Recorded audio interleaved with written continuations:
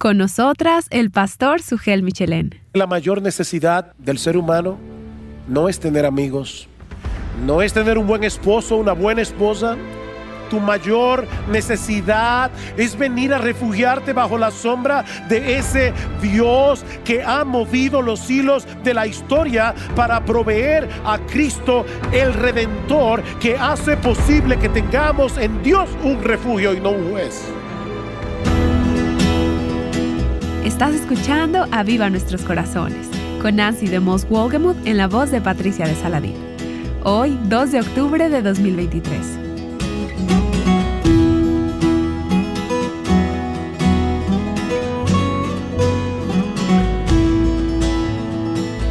Durante los próximos días estarás escuchando una serie de mensajes del pastor Sugel Michelén, quien es pastor en la Iglesia Bíblica del Señor Jesucristo, en Santo Domingo, República Dominicana, y a quien además tuvimos la oportunidad de escuchar en la conferencia Mujer Verdadera 23.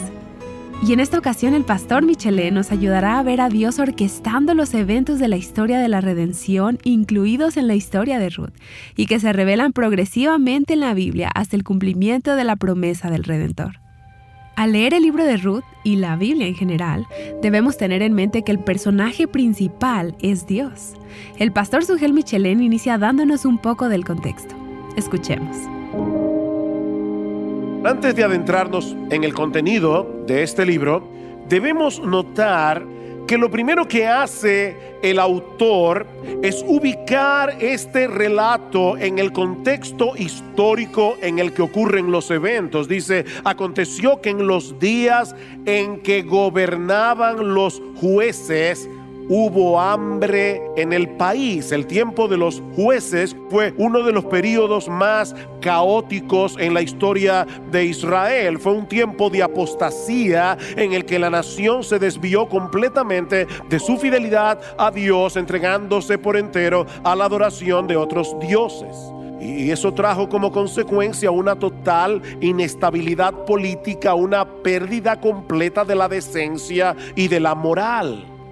Pero entre Jueces y Primera de Samuel tenemos el libro de Ruth, para mostrarnos que en esos momentos tan sombríos de la historia de Israel que se describen en el libro de los Jueces, Dios continuaba moviendo los hilos de la providencia para llevar a cabo sus propósitos redentores. Por eso está ahí el libro de Ruth. En la mañana de hoy vamos a estar considerando todo el capítulo 1 del libro, que inicia con una serie de tragedias por las que atraviesan Noemí y su familia en los versículos 1 al 5. Por eso hemos titulado esta sección como Una oscura y amarga providencia. Versículo 1. Aconteció que en los días en que gobernaban los jueces hubo hambre en el país, y un hombre de Belén de Judá fue a residir en los campos de Moab con su mujer y sus 2 hijos. Aquel hombre se llamaba Elimelec y su mujer se llamaba Noemí. Los nombres de sus 2 hijos eran Malón y Kelión, efrateos de Belén de Judá. Y llegaron a los campos de Moab y allí se quedaron. Y murió Elimelec, marido de Noemí, y quedó ella con sus 2 hijos, y ellos se casaron con mujeres moabitas. El nombre de una era Orfa, el nombre de la otra Ruth, y habitaron allí unos 10 años. Murieron también los 2, Malón y Kelión, y la mujer quedó privada de sus 2 hijos y de su marido. El libro comienza con un tiempo de hambre y escasez en la tierra de Israel. Y una de las cosas que nosotros aprendemos en el Antiguo Testamento es que generalmente Dios traía hambre sobre su pueblo con uno de 2 propósitos: o para forzarlos a moverse de un lugar a otro, o para castigarlos por su desobediencia. Y dado el estado religioso y moral de Israel en esos días, tenemos razones para sospechar que este periodo de hambre fue una muestra del desagrado de Dios con Israel por causa de su apostasía. Pero en vez de buscar el rostro de Dios, un hombre de Belén de Judá llamado Elimelec decide moverse con su familia hacia los campos de Moab. El nombre de Elimelec significa Dios es rey. Lo que parece indicar que cuando este muchacho nació, al menos había una familia en Belén durante el periodo de los jueces que no se había olvidado del gobierno de Dios sobre su pueblo. Lamentablemente, en este momento de su vida, Elimelech no parece estar dispuesto a esperar en ese rey del cielo hasta que llegaran tiempos mejores, sino que toma la terrible decisión de salir de la tierra prometida para irse a residir en medio de una nación pagana. Y no a cualquier nación, sino a los campos de Moab. Elimelech sale de Belén, que significa en hebreo casa de pan. Él se va de la casa de pan para irse a habitar en medio de un pueblo a los que Dios había prohibido que entraran en su casa hasta la 10ª generación. ¿Saben por qué? Dice en Deuteronomio capítulo 23 versículo 4: por cuanto no os salieron a recibir con pan y agua al camino cuando salisteis de Egipto. Ellos dejaron la casa de pan, Belén, para irse a refugiar en una nación que había provocado el desagrado de Dios por haberles negado el pan. Ese es el tipo de decisiones que nosotros tomamos muchas veces cuando dejamos de observar nuestras circunstancias a través del lente de las Escrituras y comenzamos a razonar con una lógica puramente humana. Allí llegó Elimelech con su esposa Noemí, cuyo nombre significa dulce o agradable. Y llegan con sus 2 hijos, Malón y Kelión. No sabemos por cuánto tiempo habían estado en los campos de Moab cuando Noemí es golpeada por otra tragedia. Ya tuvieron que irse de la tierra prometida. Ahora Noemí es golpeada por otra tragedia más dura, la muerte de su esposo. Y mis hermanos, tenemos que entender que Israel era una nación en la que las mujeres dependían de los hombres de la familia. La muerte del esposo normalmente implicaba una situación muy difícil para la mujer que se había quedado sin esa protección, a menos que la mujer tuviera hijos, como era el caso de Noemí. Así que todavía, en medio de su tristeza, ella contaba con la protección de sus 2 hijos, Malón y Kelión, los cuales, como era de esperar, se casaron con 2 muchachas paganas, Orfa y Ruth. Pasan 10 años y por una razón que el autor no especifica, ninguno de los 2 pudieron procrear hijos. Otra tragedia para Noemí.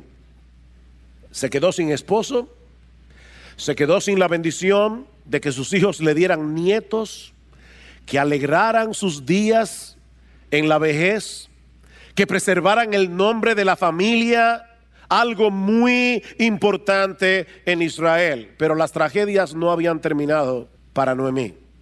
Al cabo del tiempo, también mueren sus 2 hijos. Lo que nos lleva a nuestro segundo encabezado, una respuesta incoherente. Versículo 6.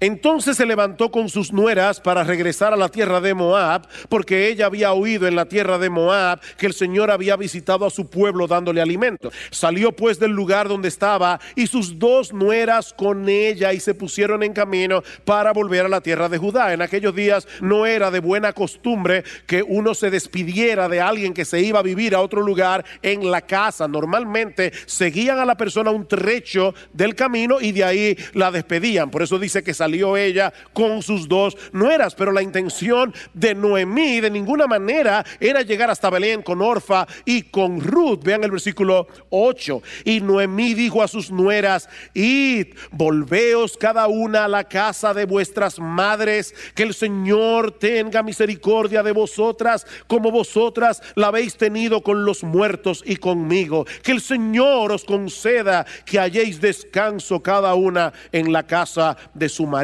Entonces las besó y ellas alzaron sus voces y lloraron y le dijeron: no, sino que ciertamente volveremos contigo a tu pueblo. Noemí, estando en la tierra de Moab, recibe la noticia de que el Señor había visitado a su pueblo para darles pan. Así que Noemí decide regresar a Belén. Pero en vez de permitir que sus nueras regresaran con ella a ese lugar que Dios había escogido para manifestar su presencia especial, Noemí hace lo imposible por convencerlas de que se quedaran en Moab. Versículo 7.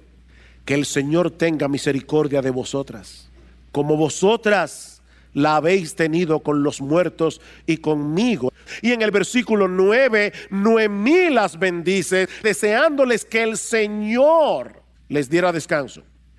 Sin embargo, al mismo tiempo, Noemí está aconsejando a sus dos nueras que permanezcan en Moab, no solo con sus familias respectivas, sino también con sus dioses. Más adelante, cuando Orfa decide quedarse en Moab, escuchen lo que le dice Noemí en el versículo 15. Entonces Noemí dijo: mira, tu cuñada ha regresado a su pueblo y a sus dioses. Vuelve tras tu cuñada. Y uno se pregunta, ¿en qué estaba pensando Noemí? Bueno, gracias al Señor no tenemos que especular, porque el mismo libro nos revela qué era lo que había en la mente de Noemí. Ella quería que Orfa y Ruth pudieran hallar descanso y seguridad casándose de nuevo. Y ella no tenía nada que ofrecerles en ese sentido. Eso es básicamente lo que dice a partir del versículo 11. Pero Noemí dijo: volveos, hijas mías, ¿por qué queréis ir conmigo? ¿Acaso tengo aún hijos en mis entrañas para que sean vuestros maridos? Volveos, hijas mías, id, porque soy demasiado vieja para tener marido. Si dijera que tengo esperanza y si aún tuviera un marido esta noche y también diera a luz hijos, ¿esperaríais por eso hasta que fueran mayores? ¿Dejaríais vosotras de casaros por eso? No, hijas mías, porque esto es más difícil para mí que para vosotras, pues la mano del Señor se ha levantado contra mí. Para poder entender qué era lo que había en la mente de Noemí, es necesario conocer un aspecto de la ley de Moisés. De acuerdo a la ley de Moisés, en Deuteronomio capítulo 25, versículos 5 al 10, cuando un esposo israelita moría, la ley estipulaba que uno de sus hermanos solteros o uno de sus parientes cercanos se casara con la viuda y así preservara el nombre y la heredad del pariente que había muerto. O sea, si alguien se casaba con Ruth o con Orfa, el nombre del hijo iba a llevar el apellido de los padres muertos, no de él. Era para preservar el nombre de la familia, era para preservar la heredad de la familia. De esa manera, ese pariente cercano se convertía en lo que la Biblia llama un redentor. Otro concepto importante en el libro de Ruth, es decir, una persona, un pariente cercano que no solo habría de brindar protección a la viuda, sino que también habría de preservar el nombre y la heredad familiar del pariente fallecido. Eso era un redentor. Así que lo que Noemí está razonando con sus nueras era que no había posibilidad para ella de proveerles hijos que la redimieran. Esa es la idea. Y no puedo tenerlos. Ustedes son jóvenes todavía. Vuelvan a sus tierras y a sus dioses, porque yo no puedo darles lo que ustedes necesitan: un marido que las redima. Mis hermanos, esto es increíble. Noemí se ve a sí misma como alguien que no tiene nada que ofrecer, cuando la realidad es que ella podía darle a sus nueras la más grande bendición que un ser humano puede darle a otro ser humano: el conocimiento del único Dios vivo y verdadero. Claro que Noemí tenía algo que ofrecer. La mayor necesidad de Orfa, la mayor necesidad de Ruth, no era casarse de nuevo. Mi hermana joven, soltera, déjame decirte algo, tu mayor necesidad no es encontrar un marido.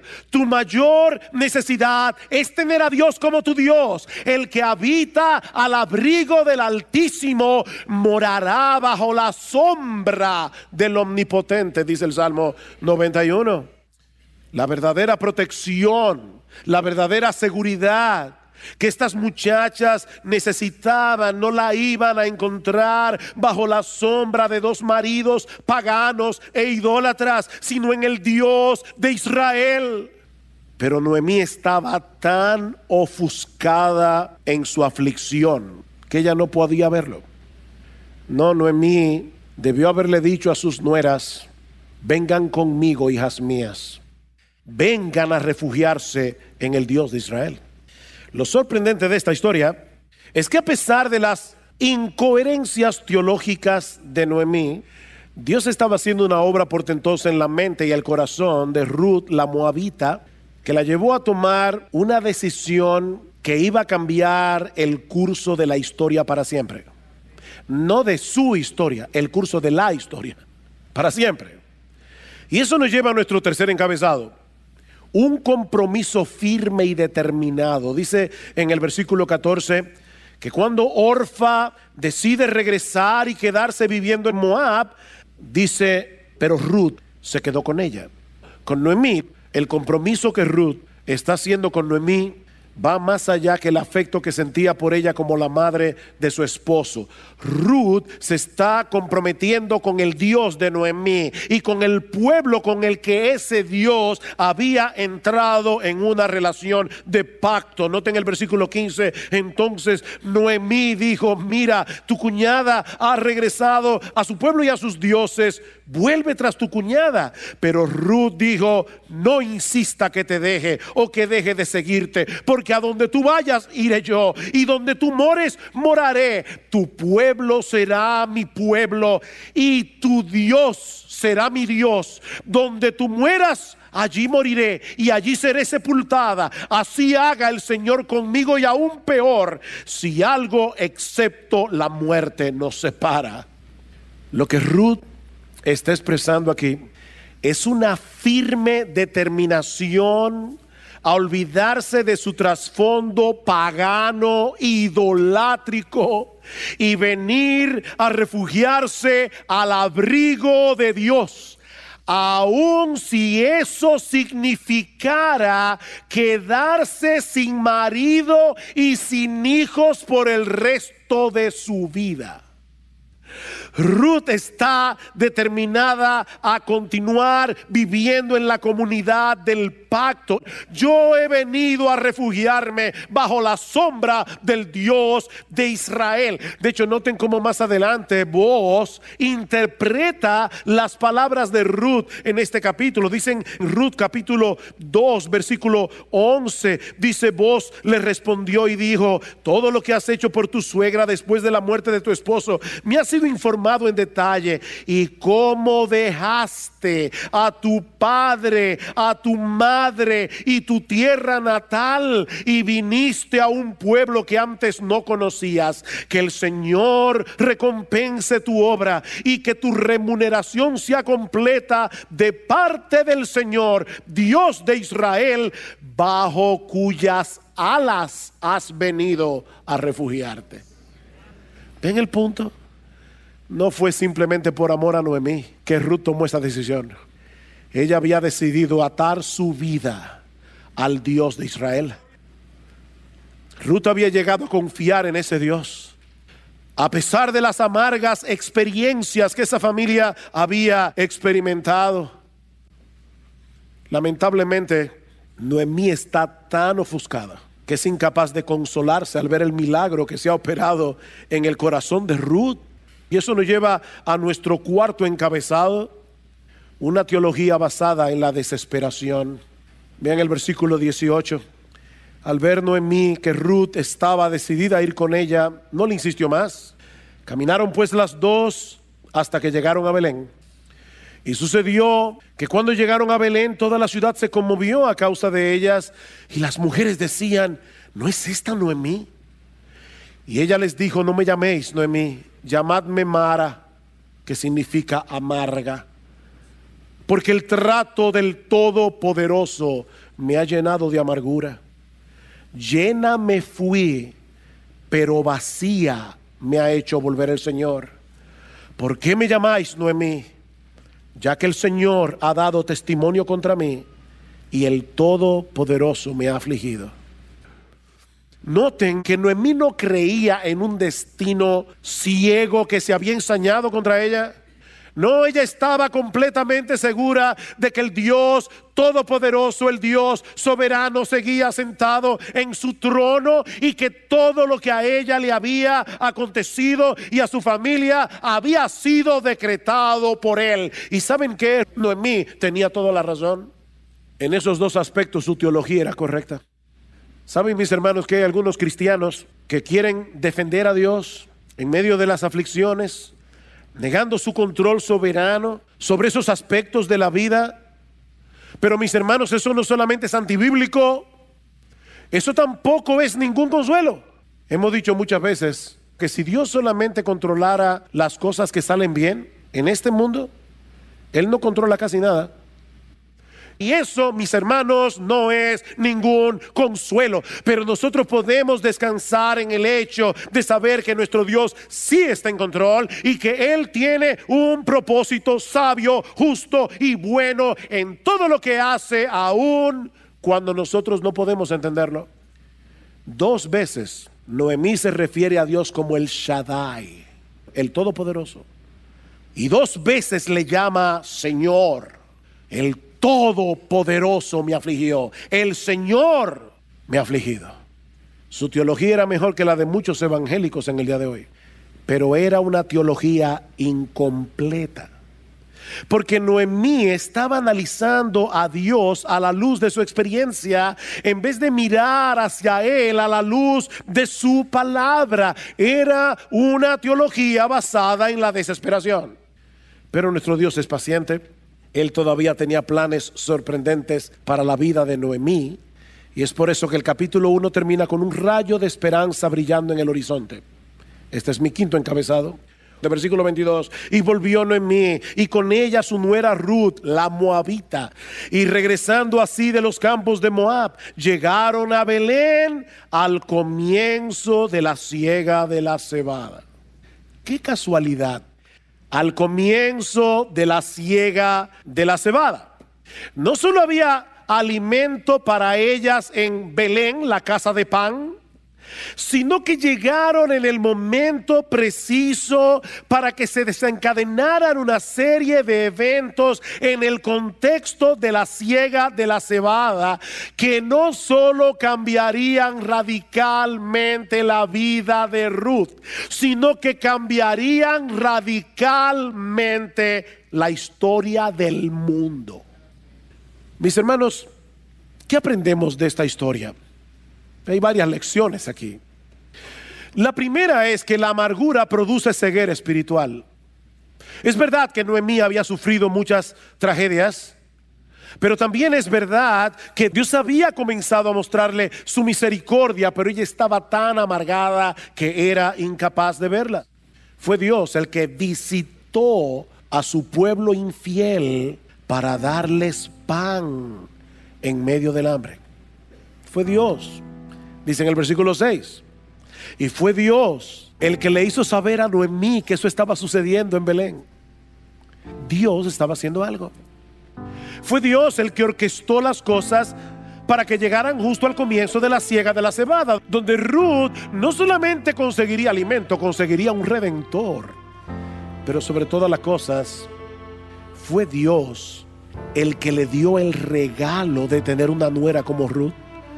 Ruth era un regalo. Al final del libro, en el capítulo 4, en el versículo 15, esas mismas mujeres que habían murmurado, sorprendidas cuando vieron la llegada de Noemí, en lo que ella se había transformado, al final del capítulo alaban a Dios no solamente por haberle dado un nieto a Noemí, sino por tener una nuera como Ruth, que es de más valor para ti que 7 hijos, le dicen ellas. Pero en este punto de la historia, Noemí es incapaz de verlo. Me fui llena, pero regresé vacía. Oh, mi hermano, mi hermana, cuidado con la amargura. La amargura produce una ceguera que no nos permite ver las bendiciones de Dios. Pero también aprendemos de esta historia que las obras de Dios tienen un alcance mucho más amplio de lo que nuestros limitados ojos son capaces de ver. Nosotros tenemos una visión muy corta de lo que Dios está haciendo. Escuchen lo que dice John Piper comentando acerca de este pasaje. Y si Noemí supiera que parte de lo que Dios estaba haciendo era conformar una genealogía para el Mesías que humillaría al mundo, incluyendo a una moabita gentil.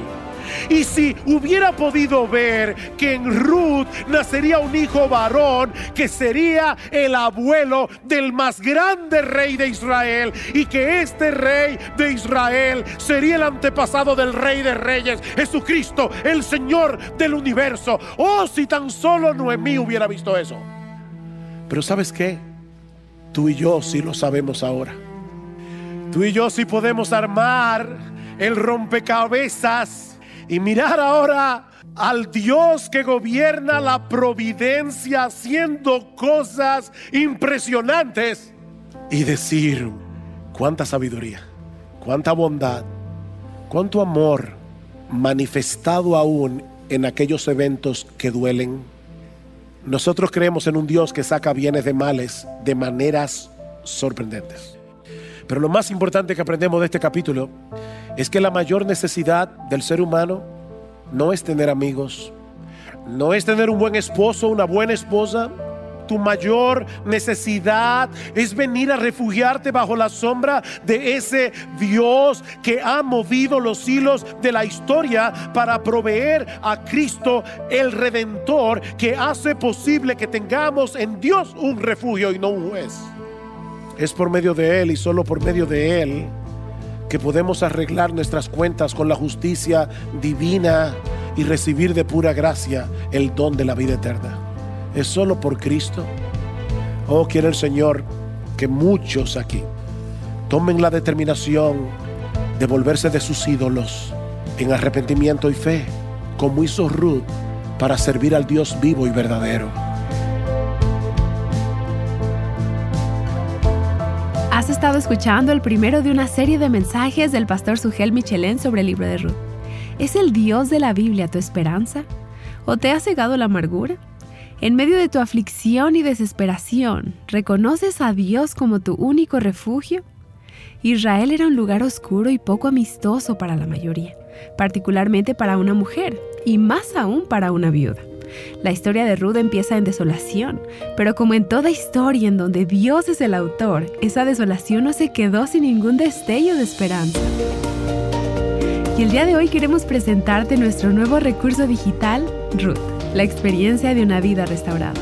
A medida que profundices en este recurso y veas ese destello de esperanza florecer en una deslumbrante demostración de gracia, comprenderás por qué el libro de Ruth es llamado por algunos la historia de amor más grandiosa de todos los tiempos. Este mes de octubre adquiere este nuevo recurso por una donación. Visítanos en avivanuestroscorazones.com.